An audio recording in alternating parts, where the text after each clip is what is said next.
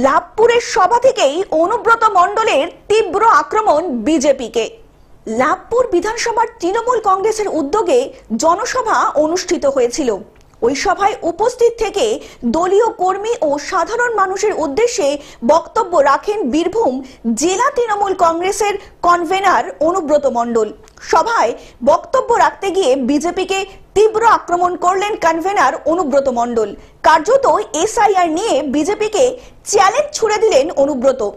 সকলের উদ্দেশ্যে বললেন, এটা নিয়ে ভয়েস পাওয়ার কিচ্ছু নেই, আমাদের কেউ দেশ থেকে বের করে দিতে পারবে না বলে জানালেন অনুব্রত।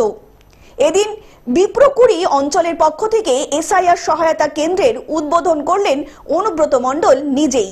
এই অনুষ্ঠানে উপস্থিত ছিলেন লাভপুরের বিধায়ক অভিজিৎ সিনহা, তৃণমূল কংগ্রেস লাভপুরের ব্লক নেতৃত্ব সহ অন্যান্য বিশিষ্ট ব্যক্তিবর্গরা।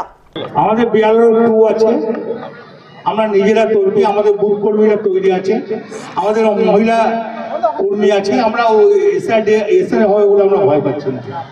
দাদা, ইলাম বাজারে সাধারণ মানুষরা টাকা তুলতে ব্যস্ত, লম্বা লাইন। সেটা মন্ত্রীকে বলেছি, মন্ত্রী দেখবে কেন টাকা তুলে নেবে। তার ব্যাংকে টাকা আছে, ঘরে আনলে যদি চুরি হয়ে যায় ব্যাংকেই চান না, ভয় কিসে? এসআর নিয়ে আতঙ্ক আছে। আতঙ্ক করার দরকার কি আছে রে ভাই?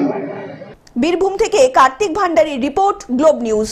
এখন থেকে গ্লোব টিভি দেখুন আপনার স্মার্টফোনেও। গুগল প্লে স্টোর অথবা অ্যাপল স্টোর থেকে ডাউনলোড করুন গ্লোব টিভি লাইভ অ্যাপ। এছাড়া জিও টিভি অ্যাপ থেকে দেখুন গ্লোব টিভি লাইভ।